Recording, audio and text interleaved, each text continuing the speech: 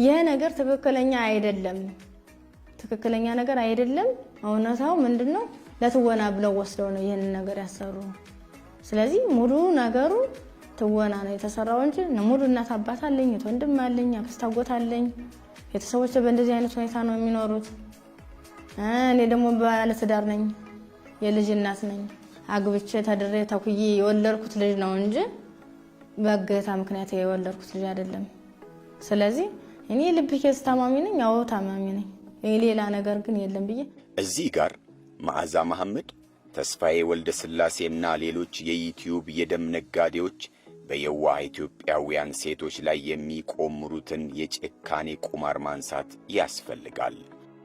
ብርቱካን ለሴራ ድርሰታቸው የተዘጋጀች ተዋናይ ነች። ከትወናው በኋላ ትዳሯ፣ ሕይወቷ፣ ልጇ ጉዳያቸው አይደለም።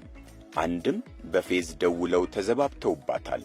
በሌላም በኩል ሕይወቷን ነጥቀው ቀጣይ ትርምስ ለመፍጠር ወደ ገዳይ ቡድናቸው ካልወሰድንሽ መንግስት ይገድልሻል ብለው ያስፈራሯታል።